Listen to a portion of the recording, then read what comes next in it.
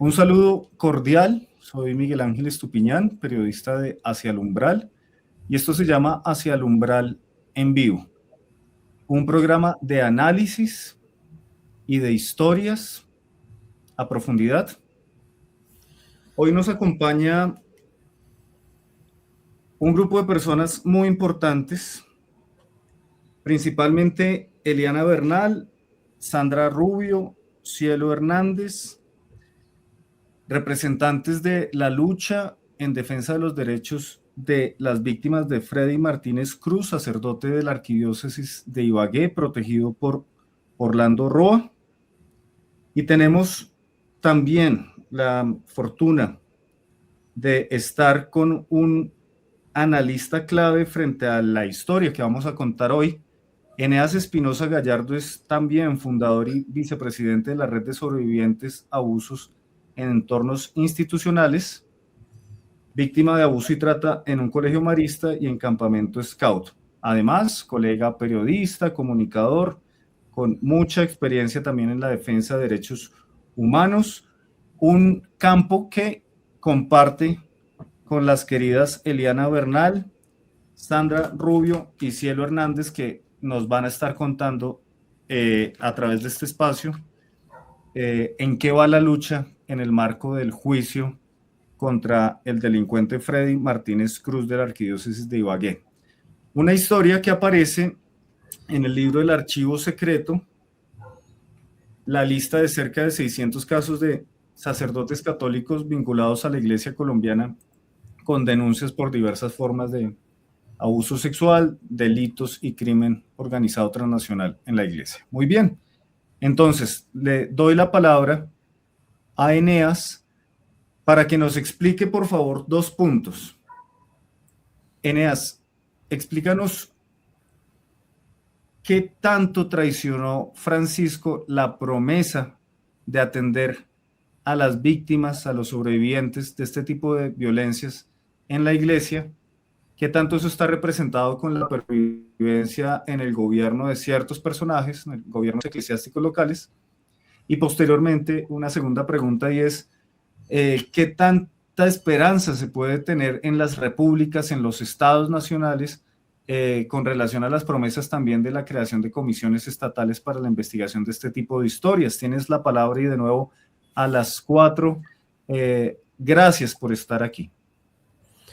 Gracias, Miguel, por la invitación y un saludo enorme a las compañeras presentes. La verdad que es un honor compartir con ellas este momento. También porque las mujeres la tienen más difícil cuando se trata del abuso en entornos eclesiásticos. Estamos acostumbrados a ver casos de hombres, en general cis, ¿no es cierto?, que nos tocó padecer este delito siendo niños, siendo adolescentes a veces. Y en el caso de las mujeres es como que está más tapado y es más difícil avanzar. Así que la verdad es que me siento muy, muy honrado de poder compartir con ellas este día. Mira, respecto de tu pregunta, el Papa Francisco en realidad traicionó a quienes quisieron creerle, porque lo que él hizo fue una campaña de marketing muy astuta y muy inteligente, en donde pareció hacer cosas respecto de terminar con el abuso o avanzar para conseguir más justicia para las víctimas dentro de la Iglesia. Pero eso fue una acción que se quedó en las palabras, en algunos anuncios mediáticos que no llegaron a ningún lado. Ustedes deben recordar que después de que el Papa Francisco visitó Chile, que es mi país, él supuestamente le pidió la renuncia a todos los obispos y hizo un gran acto donde supuestamente la Iglesia Católica en Chile iba a reparar a las víctimas, investigar los casos. No quiero entrar en muchos detalles, pero viajaron Chicluna y Bertomeu, 2 expertos supuestamente desde el Vaticano, a recabar los testimonios. En resumen, lo que hizo fue juntar más información de la que ya tenía, porque además esto yo lo digo con mucha certeza, el Vaticano siempre sabe de los casos, sabe más que nosotros, incluso de nuestros propios casos. Tiene toda la información, pero no la entrega y nunca la va a entregar. Entonces, recabaron información. Muchas personas fuimos a declarar con Chicluna Bertomeu porque yo también entregué mi testimonio. Y toda esa información se metió en una valija diplomática por lo cual la justicia chilena no puede acceder a ese material y fue llevado al Vaticano. Y la información que quedó en Chile está guardada en sede diplomática también, dentro de la Nunciatura. Y la Nunciatura es como la embajada del país Vaticano. Entonces no puede entrar la policía, no puede haber un juez o un fiscal que haga un allanamiento y retire ese material. No se puede, ¿sí? Ese es el nivel con el cual trabajan el encubrimiento y la impunidad, y eso lo hizo Francisco en persona, ¿sí? Francisco, la noche que dijo que se iba a reunir con las víctimas en Chile, en realidad estaba con el superior de la congregación de los hermanos maristas, Mariano Varona. Nosotros obtuvimos esa foto y la publicamos por todos lados, ¿sí? Ese es el trabajo del Papa Francisco, un trabajo muy hábil y muy inteligente. Se rodeó de encubridores y de abusadores denunciados en el mismo Vaticano, ¿sí? No son casos aislados. Actualmente, Tucho Fernández, obispo y cardenal argentino, es el actual prefecto del Dicasterio para la Doctrina de la Fe, lo que alguna vez se conoció como la Santa Inquisición, ¿sí? El cargo de la persona que se supone que debe investigar y avanzar sobre los curas abusadores, ¿sí? Ese personaje es un personaje, un viejo conocido de Francisco, que en Argentina está denunciado por abuso y por encubrimiento, las dos cosas. Bueno, ese personaje fue ratificado por el actual Papa, y acá entro en tu segunda pregunta. El Papa Francisco fue una verdadera estafa, y de este otro no esperemos absolutamente nada en lo que tiene que ver con medidas concretas. Sigue ahí Tucho Fernández, siguen ratificando y aprobando a personajes nefastos. Yo te puedo dar ejemplos de Chile, que es el país en el cual nosotros trabajamos como red de sobrevivientes. El actual cardenal Chomalí, que además tuvo la desvergüenza de decirse que era papable, también es un encubridor denunciado por víctimas que están en mi red, ¿sí? En la red de sobrevivientes. Y ese personaje ahí está, feliz de la vida, codeándose con todos los políticos, con todas las autoridades del país. Chile es un país laico, en el sentido de que la constitución política separa a la iglesia del Estado en los papeles, ¿sí? Tampoco tiene el famoso concordato que muchos países latinoamericanos tienen, donde al derecho canónico se le da una relevancia, un valor distinto, y entonces como que los curas pueden seguir sus propios tribunales. En Chile eso no existe, ¿sí? El derecho canónico no tiene ningún peso real a nivel de justicia, no importa, ¿sí? En los efectos prácticos, la Iglesia Católica controla la justicia chilena con poder, con fuerzas relacionadas con el tema de las influencias, el tráfico de dinero, el tráfico también de carpetas, de saber los secretos de las autoridades, y con esas estrategias controla y maneja la justicia chilena, maneja el poder judicial. Es muy difícil avanzar. Mira, podría estarte contando media hora distintas situaciones en donde fiscales fueron apartados de las causas, donde se cajonean expedientes, donde pasan cosas muy misteriosas, se pierden carpetas, se queman carpetas, ¿sí? O sea, pasan cosas muy extrañas. Yo sé que en Colombia ustedes están dando una batalla muy dura por justamente acceder a los archivos de la iglesia. Si en Chile algún día lográramos hacer eso, nos encontraríamos con cenizas y 3 hojas, porque la mayoría de las cosas las han estado destruyendo, y te lo dicen en televisión. Han aparecido cardenales diciendo, eran papeles muy viejos, nosotros ya los quemamos, usando esa palabra, los quemamos, ¿sí? Entonces el actual Papa, en ese sentido, no tiene ninguna voluntad de hacer nada distinto de lo que estaba haciendo Francisco en la práctica. Aparentemente no necesita activar todavía una campaña de marketing como la que hizo Francisco, no parece ser necesario, no está recibiendo la presión mediática que recibió Francisco en su momento. Si le pasara lo mismo, bueno, veríamos qué pasa, qué sucede, pero por ahora está muy conforme, muy cómodo y muy tranquilo. La sensación en América Latina es como que, bueno, Francisco de verdad resolvió el problema, entonces no hay que ocuparse más de esto. Y esa sensación instalada por una excelente campaña es muy difícil hoy día romperla para las organizaciones de víctimas. Nos cuesta muchísimo que la gente nos escuche y diga, ah, pero esto en realidad no está solucionado.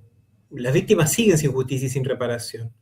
Y aquí voy con el tercer punto de lo que me decías, que tiene que ver con las comisiones, con las acciones de parte de los poderes.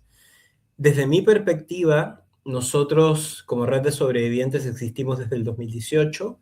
Yo desde el 2015 que estoy militando el activismo relacionado con esta temática y tengo vínculos y relación con las redes de sobrevivientes de toda Latinoamérica, además de Europa. Tenemos un vínculo muy fuerte, nos comunicamos, nos intercambiamos información, experiencias. Y desde ahí te puedo hablar, te puedo decir que el tema de las comisiones y la creación de instancias desde el Estado, la verdad es que es la única forma de poder conseguir justicia, la única. El punto es que esto hay que hacerlo bien, no un remedo, no una fantasía o algo a medias como para decir que se cumplió y punto. En Chile, Boric, cuando era candidato, se había comprometido a hacer una comisión de verdad, justicia y reparación, así se llamaba. Y esta comisión iba a abarcar todo entorno institucional. Iba a abarcar las infancias institucionalizadas por el Estado, bajo tutela directa, y también los entornos institucionales que tuvieran que ver con la Iglesia Católica, con incluso espacios deportivos, otros lugares en donde las infancias también son vulneradas. Bueno, Boric una vez que asumió empezó a dar vueltas con el tema, que sí, que no, que parece que sí, que parece que no. Nosotros nos reunimos con ministros, con subsecretarios, fuimos todas las veces que fue necesario, llevamos papeles, entregamos proyectos. Finalmente lo que Boric termina anunciando un año antes de terminar su mandato, en diciembre del año anterior, para el Día Nacional, además para el Día Internacional de los Derechos Humanos, lo cual es una vergüenza y una burla, fue una comisión que en realidad se llama Comisión Verdad y Niñez, que está acotada específicamente a los entornos institucionalizados, deja fuera los espacios eclesiásticos, deliberadamente. Pero además es una comisión muy débil, con poco presupuesto y dotada de pocas capacidades. Y aquí es donde está el centro del asunto, porque si no se crea una comisión que tenga la capacidad de una investigación cuasi judicial, en donde pueda convocar a la policía, en donde se pueda exigir que el Ministerio de Justicia, que las mismas autoridades eclesiásticas, que quien está siendo investigado debe entregar los informes, la verdad es que no sirve para nada. Es para decir se hizo, se cumplió. Boric tenía la obligación de hacerlo porque Chile perdió un juicio internacional ante la CID, ante la Convención Interamericana de Derechos Humanos, y tenía la obligación de crear algo. Entonces crearon la cosa más pequeña posible, que además, al ser creada por decreto presidencial, puede ser descreada, modificada por otro decreto presidencial. No es una ley, ¿sí? No concurre el Congreso, diputados, senadores, simplemente es directamente con el presidente. Ok. Entonces, Boric la anuncia y un año después la deja ahí, incluso dice que, bueno, se va a activar por un año más solamente, por 2 años, y cuando él se va y asume el presidente Kast, que es un personaje del cual podemos hablar en otro momento más largo, pero es un miembro de Schoenstatt, una de las organizaciones más poderosas actualmente de la Iglesia Católica. Yo te diría que al nivel del Opus o de los legionarios, ¿sí? Eh, Obviamente que empiezan a hacer todo lo necesario para desactivar esa comisión. Y la necesitan desactivar además porque la Iglesia Católica es el principal socio del Estado en el tema de las instancias, de las infancias institucionalizadas. ¿A qué me refiero? Chile es un país con un modelo neoliberal en donde muchas cosas que se supone que tiene que hacer el Estado las terceriza y se las entrega a privados. Una de esas cosas es el cuidado de las infancias. O sea, niños, niñas que están supuestamente bajo tutela del Estado, ya sea porque en su familia hay un problema de violencia, de drogas, y ese niño es necesario protegerlo, porque, no sé, hay delitos, no sé, hay una serie de situaciones, niños abandonados, lo que serían los orfanatos antiguos, digamos, con todas las implicancias que eso tiene, en vez de estar en manos del Estado, se terceriza, se le paga a una empresa. Esas empresas son de la Iglesia Católica.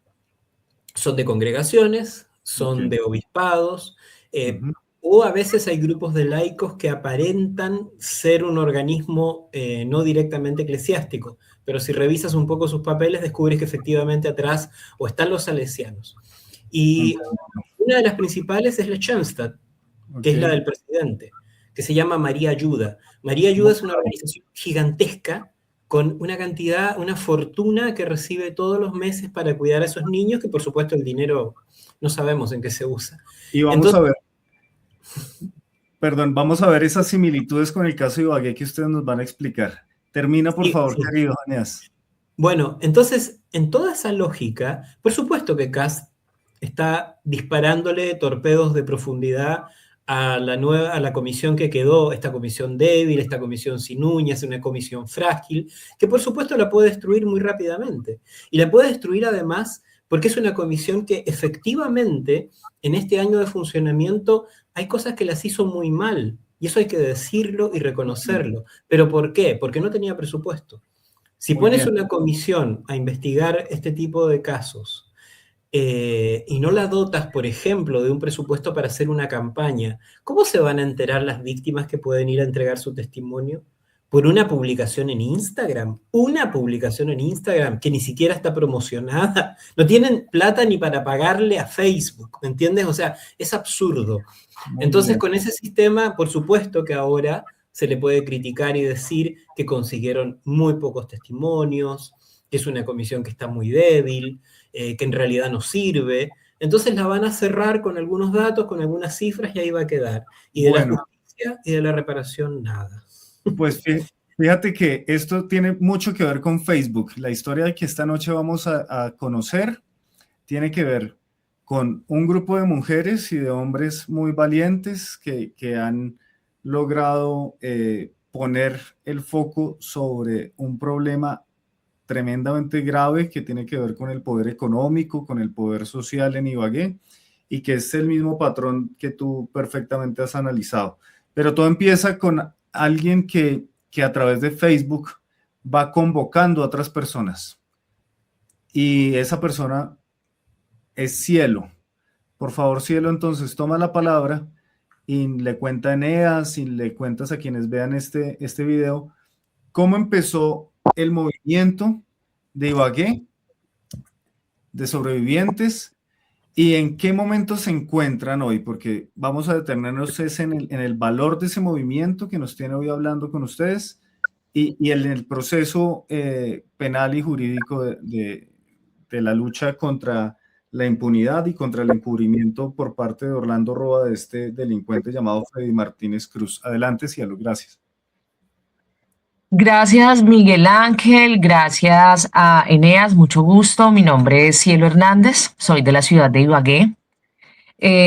Bueno, esto inicia en el año 2021 tras una manifestación de un grupo de feministas en torno al 8M. Ellas realizan una serie de grafitis en la iglesia, en la Catedral de Ibagué.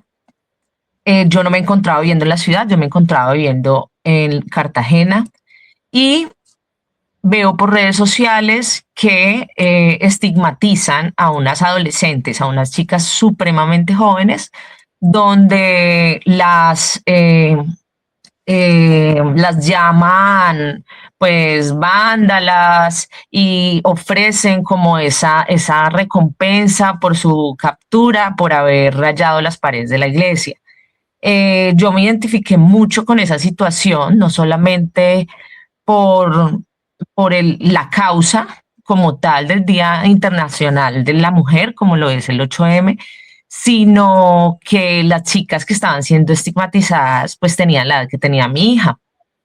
Así que tal vez fue un botón rojo, fue un impulso, pero pues más adentro yo conocía la causa principal, que era haber sido víctima de abuso sexual por un sacerdote católico.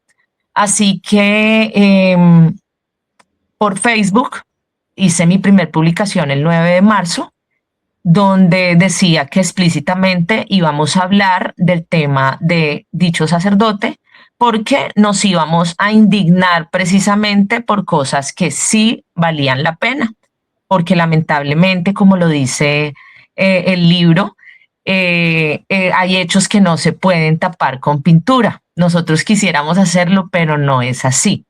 Desde ahí inicia No Me Callas, que fue un movimiento que en sus inicios lideré, sí, pero que después, días después, porque fue muy rápidamente que las víctimas de la misma persona, del mismo sacerdote, empezaron a tomar la valentía de denunciar. Así que ahí es donde parte todo, sensibilizando. La verdad, fue una sensibilización. Sí hubo 15 capítulos donde se narraban hechos, no solamente vivencias propias, sino que poco a poco se fue alimentando esa redacción de las víctimas que llegaban a buscarme y a buscar también un apoyo jurídico, ¿sí? ¿Cómo va la situación? Pues imagínense, ya ha pasado cerca de 5 años. Él fue capturado en julio del 2021. La iglesia lo suspendió de sus actividades litúrgicas. Estuvo recluido en Coiba durante 2 años. A los 2 años pasó a una medida no privativa de la libertad. Tiene unas restricciones actualmente, tiene brazalete electrónico, no puede salir de la ciudad y tiene unas restricciones de horario de 6 de la tarde a 6 de la mañana. Pero en el día pues es una persona completamente libre y pues comparte también ciudad con muchas de las denunciantes. Nos encontramos en 2 procesos judiciales. Uno basado en la ley 906, donde hay 3 denunciantes, 3 víctimas. Este proceso pues está en etapa de juicio. Ya se presentaron todos los testigos por parte de la parte acusatoria. Ya inició una audiencia donde se presentó uno de los testigos de la parte de la defensa. Son cerca de 38 testigos de nuestra parte y también cerca de 30 testigos de la parte contraria de la defensa. Así que ya imaginarán que es un juicio bastante extenso, que creeríamos que toma unos años más, que pues nosotras vivimos con el temor de que en algún momento digan pues que se venzan términos y todo eso, porque pues nosotras, cada una tiene su profesión, pero pues prácticamente la parte jurídica pues siempre no la lleva una abogada, pero de todas formas vivimos con el miedo de que en cualquier momento pues no haya justicia, ¿sí? Y por parte de la ley 590 está como nuestra representante y denunciante Eliana, quien en este momento tenemos audiencia completamente aplazada, no se ha iniciado juicio porque hay una recusación de la juez. Conocemos el término, pero desconocemos en realidad cuáles son los motivos, cuánto tiempo tienen para volver a nombrar un juez diferente. No sabemos en realidad.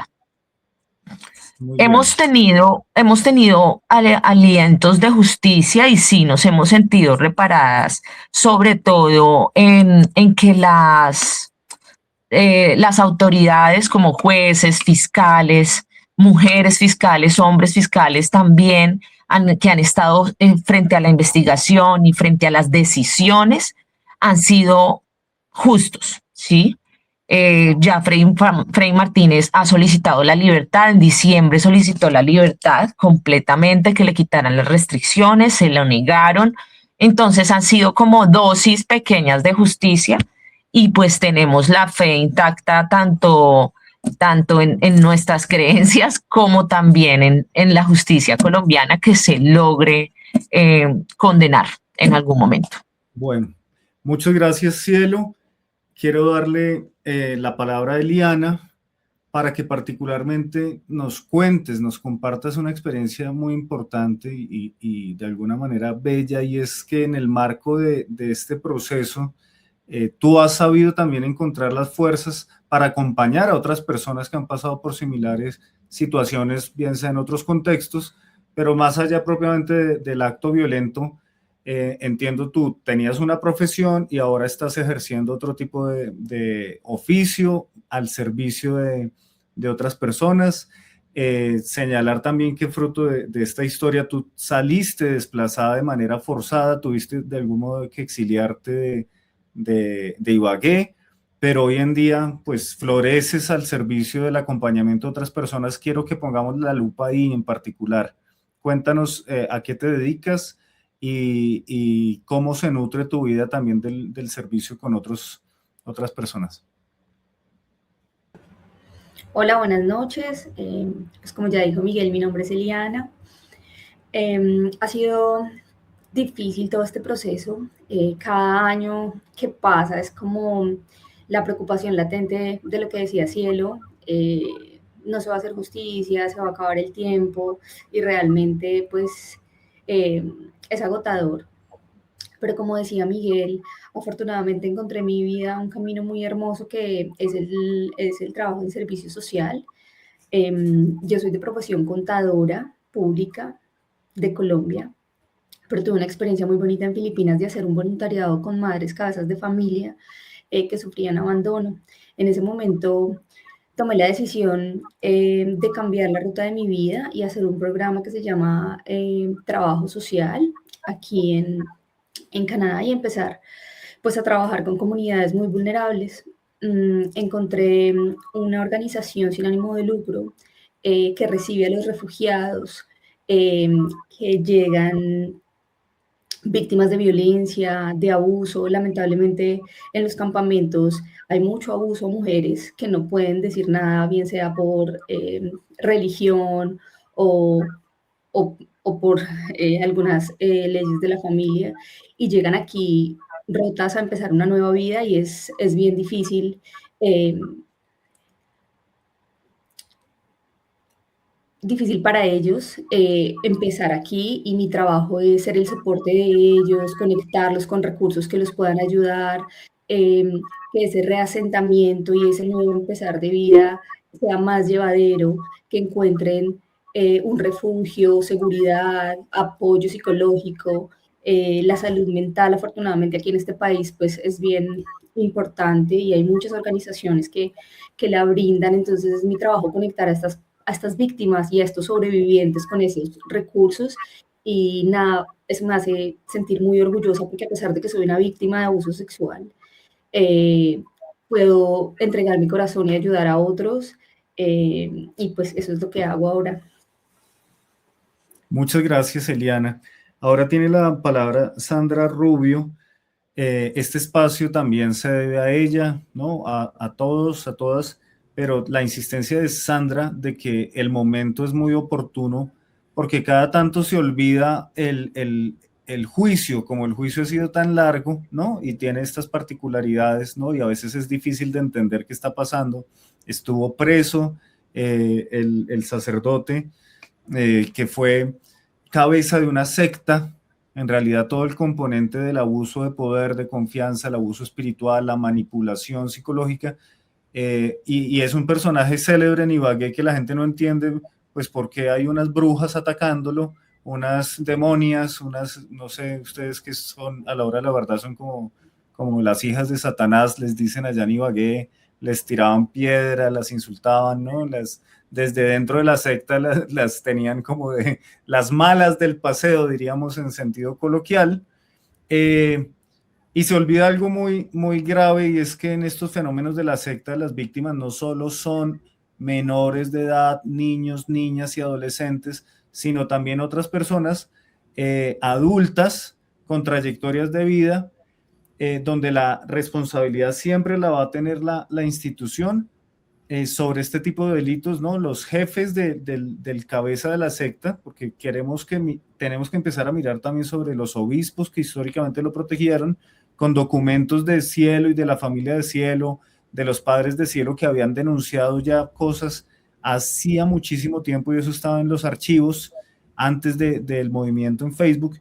Pero quiero poner la lupa entonces, Sandra Rubio, reconociendo la insistencia tuya. Este espacio de alguna manera se debe a la insistencia tuya y por fin estamos aquí hablando con un analista tan importante como Eneas.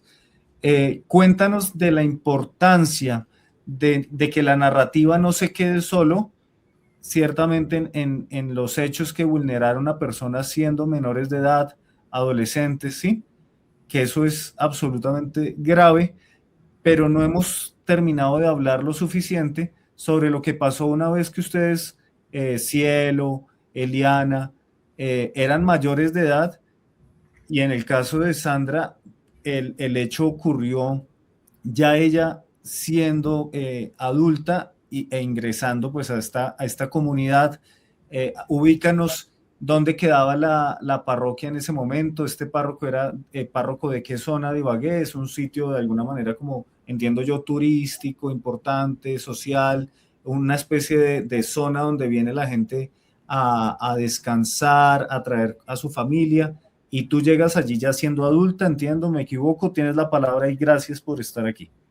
Muchísimas gracias a ustedes por el espacio. Sí, el lugar donde suceden los hechos, bueno, algunos de los hechos, porque también hay otros lugares importantes que cabe resaltar, como el sitio de residencia del sacerdote Freddy Martínez y otros lugares que están ahí mencionados. Hubo un momento en que no sé por qué, o sí sé por qué, él cierra la convocatoria para menores de edad. Menores de 15, 16 años no podían ingresar ya como en la época en que ingresó Eliana o ingresó Cielo. Entonces ya ingresábamos con una edad mucho más formaditas, más adultas, ya ojalá mayores de edad, porque pues obviamente esto facilitaba mucho más las acciones del sacerdote. Y pues si bien es cierto, la sociedad tiene mucho el ojo sobre los menores de edad. Entonces, menores de 14 años, entonces sí es un delito. Ya mayorcitas ya no es tan delito y se invisibiliza el delito, ¿sí? Ya se normaliza, ya se vuelve muy natural, ya entonces el acoso ya no es tan acoso, ya la persona ya tiene conciencia, ya supuestamente es más madura, pero no se cae en cuenta, y es que dentro de la práctica, la violencia o el acoso sexual o el abuso sexual también es un abuso verbal, es un tipo de coacción que viene después de una presión social, que era como lo que sucedía dentro del grupo, era esa presión social de que si usted no lo hace, le va a pasar algo, era una manipulación de fe, ¿sí? Era una presión de fe de que a usted le va a pasar algo, a su familia, a su hijo, era una intimidación a la fuerza. ¿Sí? Entonces era la fuerza que tú tenías que acceder a muchas cosas. Iniciabas con un juego, iniciabas con algunas acciones que el sacerdote Freddy Martínez provocaba dentro de unas reuniones encerradas. La gente muchas veces critica y dice, bueno, pero es que yo fui allá y no vi nada. Entonces, bueno, pues obviamente él no iba a hacer nada delante de la gente, iba a hacerlo en situaciones mucho más privadas, en reuniones cerradas casi siempre.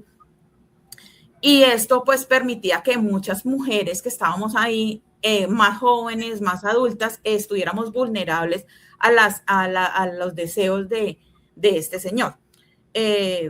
Muchas preguntas dentro de los discursos es, bueno, ¿y por qué no dijeron nada? ¿Por qué no denunciaron? ¿Sí?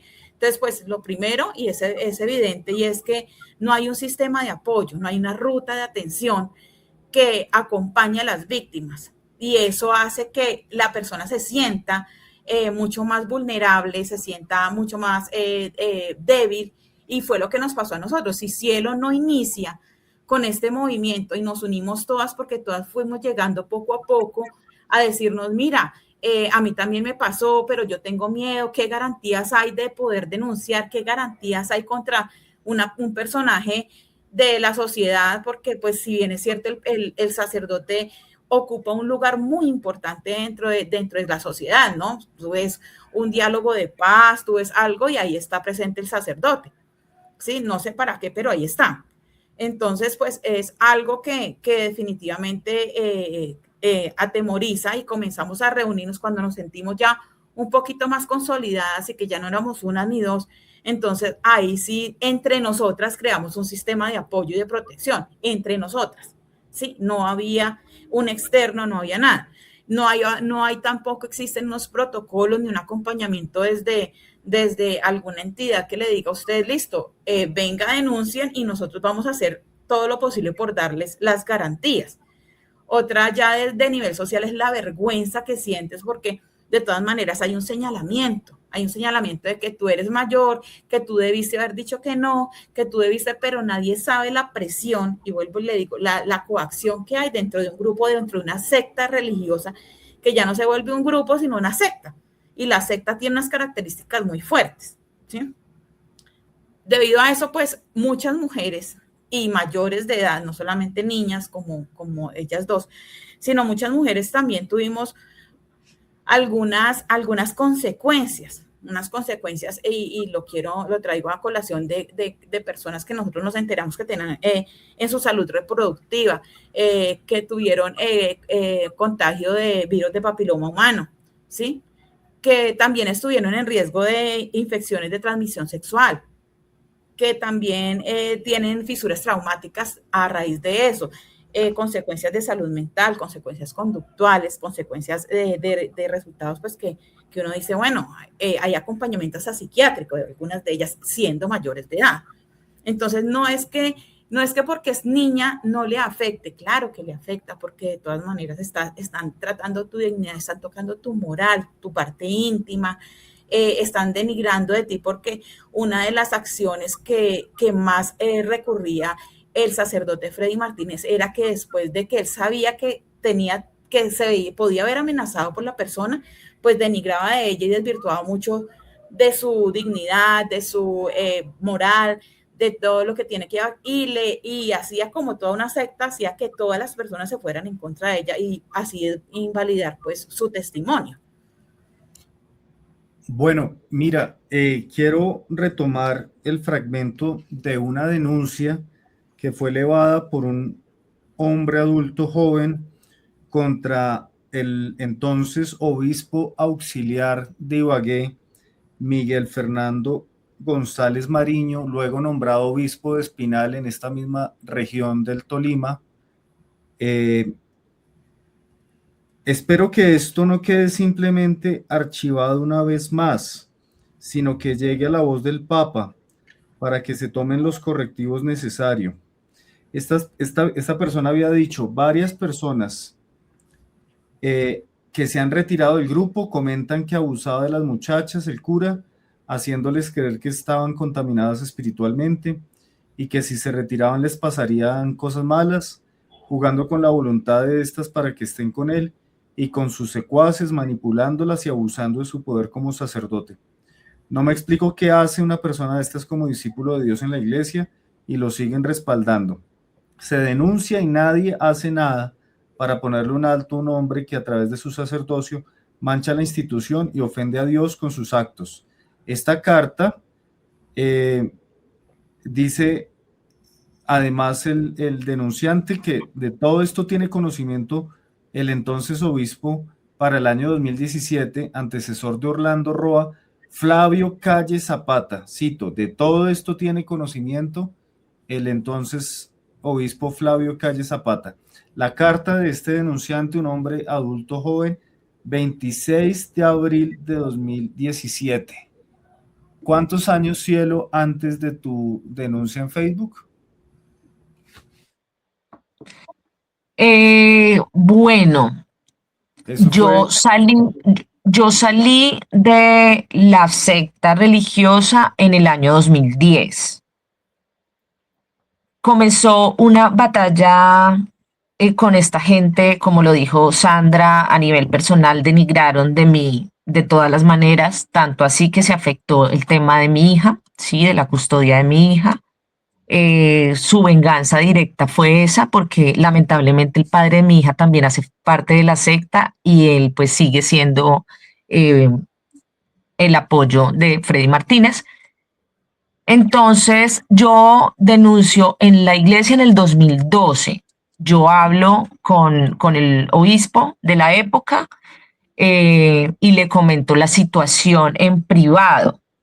Mis padres me acompañan porque ellos habían visto ciertos cambios en mí de comportamiento, rebeldía, mal humor, etcétera. Y yo quería ir hasta allá, pero no quería que ellos escucharan. Entonces ellos se quedaron afuera y yo hablé personalmente con él, ¿sí? Pero pues no pasó absolutamente nada, Pero ¿sí? mira, te interrumpo para citar un documento de tu familia registrado Uh-huh. ante la iglesia. Es del 12 de febrero de 2012, una queja 2002. de 2012 que elevan tus padres. También, obviamente, pues estamos hablando, pues una queja ante la arquidiócesis, ante la diócesis, ante el obispo. ¿Por qué el padre Sí, Fred enseña y permite estas cosas dentro de un grupo que se encuentra a su cargo? Y ellos ya están poniendo los términos a este nivel. La actitud pastoral realizada en la parroquia San Pío X en Villarrestrepo, esta zona que es tan concurrida. Yo no volví, dicen, porque vi muchas injusticias y me di cuenta de que prácticamente estuve en la oscuridad. Yo entregué a mi hija y vi un poco de ovejas vestidas de blanco, pero sin saber que había tigres por devorar las niñas que van allí. Ya en 2012, hace muchísimo tiempo, la familia de Cielo había mencionado en esos términos la problemática y hacía parte del proceso la familia tuya de desapegarse de ese contexto religioso porque también hacían parte del proceso.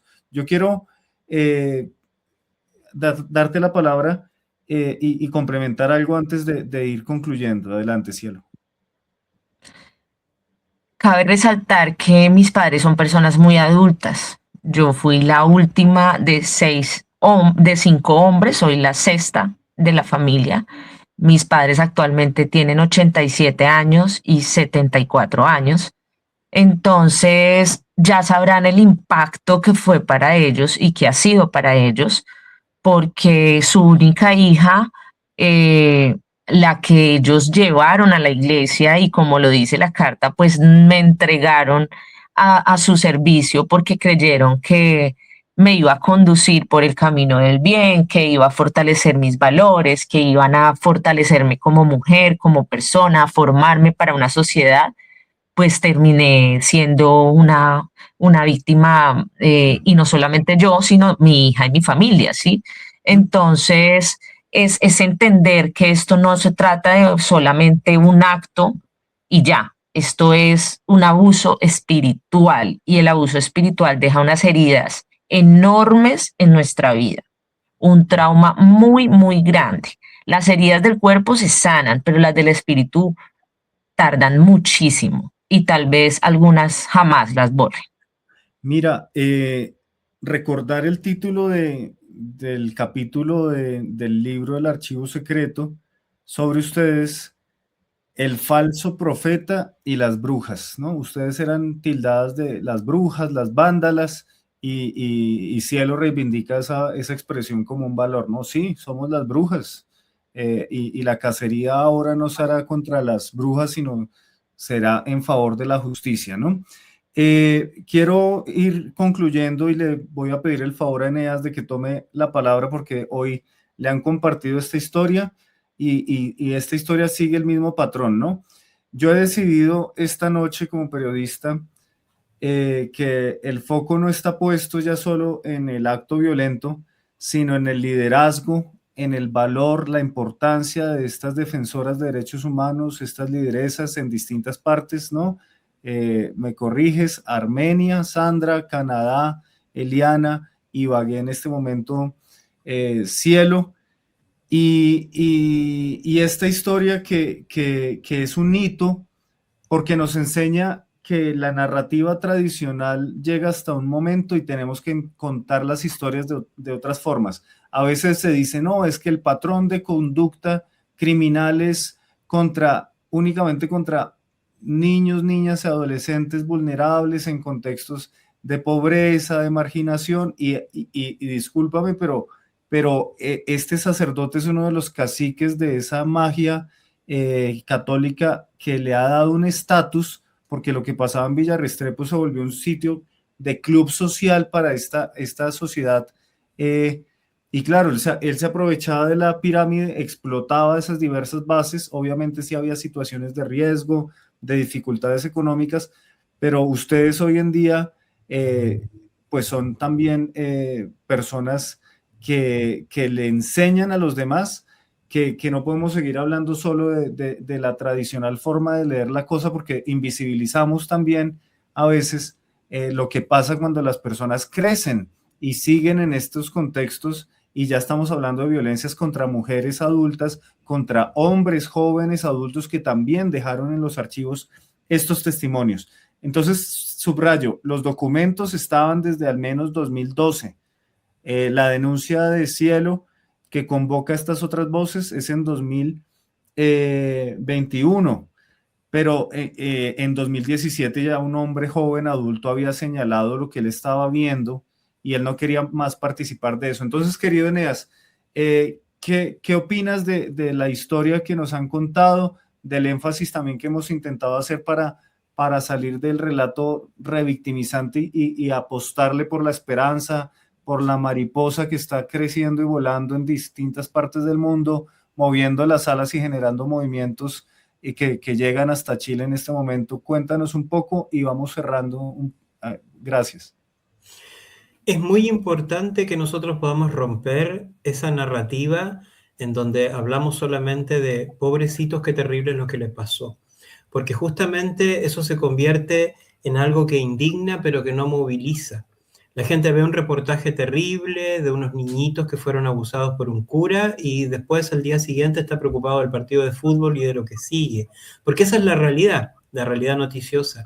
En cambio, si nosotros empezamos a hablar de vidas, de historias, de cosas que nos están pasando y que siguen pasando, porque como decía la compañera recién, esto es abuso de poder. Antes que abuso sexual, es abuso de poder y es abuso espiritual.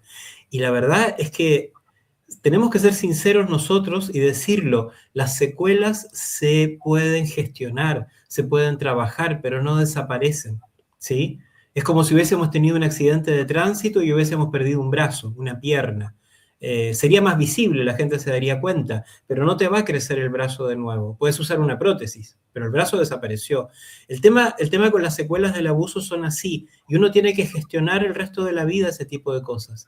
Y es súper importante también que hablemos de mujeres y que hablemos de adultos, adultas, porque yo cuando empecé este programa estábamos conversando de CAST y el movimiento Schoenstatt. Schoenstatt, la mayor cantidad de denuncias que tiene son de mujeres adultas casadas, agredidas por sacerdotes Schoenstatt y por otros laicos de Schoenstatt, ¿sí? Esto no se trata de que haya un interés especial por niños o niñas. Esto se trata de la perversión del abuso del poder, que avanzará sobre lo que encuentre y sobre lo que tenga delante. Y si delante hay mujeres adultas, bueno, ellas van a ser las víctimas, ¿sí? Si adelante hay seminaristas, que también son adultos, porque cuando entran para estudiar a sacerdotes, en muchas congregaciones son mayores de edad legalmente, y son agredidos igual, ¿me entiendes? O sea, nosotros en la red chilena tenemos compañeros que son sobrevivientes de abusos siendo adultos en un seminario, estaban estudiando para sacerdotes y fueron agredidos por un obispo o por otro sacerdote. Entonces, la temática de lo que estamos conversando tiene que ver justamente con que lo que hay adentro de la Iglesia Católica no es una manzana podrida. Si bien es cierto, en algunos puntos emerge de una manera muy violenta y visible, como en una secta, y es difícil esconderlo, y difícil significan 15, 20 años. Ustedes estaban mencionando 2010. Empiezan estos temas, estamos en el 2026. O sea, son 16 años dando una batalla y todavía hay gente que lo niega, todavía hay gente que lo esconde, todavía hay gente que no quiere aceptarlo. Entonces, ahí te das cuenta lo difícil que es poder dar esta batalla de visibilizarlo y demostrar cómo lo que está pasando dentro de la iglesia no tiene que ver específicamente con un sacerdote y un monaguillo. El Papa Francisco, yo creo que lo único bueno que hizo fue reconocer que existía la cultura del abuso, lo dijo y después sus asesores le pidieron que por favor no lo vuelva a repetir, porque la verdad, y esto se lo paso como dato a todas las compañeras y compañeros de América Latina que nos pueden escuchar, ese es un dato para ir a demandar a la iglesia y hacer una denuncia, porque si hay una cultura del abuso, entonces se está reconociendo su responsabilidad como Estado Vaticano y como entidad superior de la Iglesia Católica, así que vamos todos entonces a exigir justicia, porque esa cultura del abuso es la que sucede en seminarios, es la que sucede en una secta, como donde las compañeras tuvieron que padecer este delito, en un colegio marista, en el colegio Champañán, en el caso mío se llamaba de otra manera, pero no importa, en un grupo scout, en todos lados, y eso es algo que es necesario trabajar. Nosotros, yo creo que, bueno, acá a las compañeras les pasó que convirtieron ese dolor y esa experiencia en una posibilidad de trabajar por los demás. Yo en algún momento, a mí también me pasó de decir, bueno, no voy a quedarme solamente en la búsqueda de mi justicia personal, sino que voy a convertir esto en una historia que les sirva a otras personas y poder hacer algo en comunidad, porque solo no se puede. Mira los paralelismos. Ustedes estaban en Facebook, yo estaba en Twitter y conocí a los compañeros con los que fundé la red en Twitter, ¿sí? Jaime, Helmut, empezamos a hablar en Facebook, empezamos a hablar en Twitter, empezamos a armar grupos, después pasamos a otros sistemas. Bueno, obviamente finalmente nos conocimos presencialmente, pero las redes sociales nos dieron la oportunidad de empezar, igual que ustedes. Entonces, eso la iglesia lo sabe y está trabajando para que no vuelva a pasar. Y el Papa actual está muy interesado en mandar, por ejemplo, a la Argentina a un cura que se supone que es DJ a hacer una fiesta tecno. ¿Y eso qué es? Eso es una cortina de humo para que no se hable de esto otro. En este momento estamos enfrentando en toda América Latina una nueva ola de denuncias. Hay escándalos por todos lados, están apareciendo reportajes. El diario El País hace lo que puede.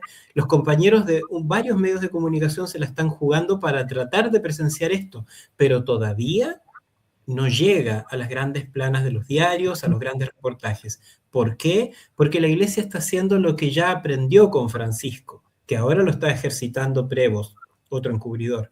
Están teniendo mucho cuidado con que nosotros no aparezcamos. Entonces, por eso es tan importante este tipo de espacios también. Las víctimas no necesitamos intermediarios, necesitamos periodistas comprometidos como tú. Muchas gracias. Bueno, miren, la verdad es que espero que se repita. Hacia el Umbral en Vivo es un programa de análisis principalmente y para contar las historias de otra manera, ¿sí? Historias que ya quizás no caben en el solo formato del texto. Estamos también en podcast, estamos intentando generar contenidos audiovisuales, fotografía, convocar artistas, hacer las cosas distinto, como ustedes también en Ibagué lo han venido haciendo, ¿no? Cuando Cielo me contaba algunos de los esfuerzos por participar en eventos culturales de la ciudad, pues eso, se trata de encontrar otras narrativas para no quedarnos en narrativas pues que empobrecen pues el milagro de la solidaridad, de lo que ustedes han hecho juntándose y convocando a otras personas que no están hoy, sino están representadas en ustedes, porque hay otras personas que hacen parte de esta historia y están siendo representadas por ustedes. Bueno, de nuevo, Eneas, tu voz, tu reflejo, la capacidad también de escuchar, porque lo que necesitamos en Colombia es que nos escuchen. En Chile hoy tú nos escuchas. Entonces, brevemente, queridas, una palabrita para cerrar cada una de ustedes, muy brevemente, y creo que ha sido un espacio excelente. Adelante, Eliana, Sandra y finalmente Cielo. Pues primero agradecerles, es importante compartir todas estas cosas que al principio fueron tan oscuras, pero pues de una manera u otra con la unidad y la solidaridad, como dice Miguel, han visto la luz y cada víctima encuentra la manera de salir adelante. Gracias por este espacio, espero que se repitan mucho más. El libro tiene más historias que merecen ser compartidas en espacios como este. Gracias por permitirme participar y cuentan conmigo en lo que necesiten. Bueno, muchísimas gracias a todos. Estos son espacios que son necesarios para motivar a las personas que de pronto tienen todavía temor o se sienten todavía coartadas por alguna acción. Gracias, Miguel, por todo lo que han hecho. Gracias, me siento súper orgullosa de mis compañeras, de lo que se ha logrado y sé que vamos a llegar muchísimo más lejos con esto. Bueno, yo quiero unirme a esa voz de agradecimiento por este trabajo periodístico, no solamente este programa, sino por toda la investigación que vienen haciendo. Un placer enorme escuchar a Eneas y también gracias por escuchar nuestra historia. Yo quiero finalizar esta intervención con una parte o con la finalización de la dedicatoria de Miguel Ángel Estupiñán en el libro, y es: el silencio no es una opción. Nosotras vamos a seguir hablando, vamos a seguir sumándonos a todas las voces de las víctimas y vamos a seguir trabajando porque todas se conviertan en sobrevivientes y valientes. Perfecto, entonces nos veremos siempre hacia el umbral. Están invitadas a este espacio de nuevo. Eneas, buena noche, que estén muy bien. Gracias, feliz noche.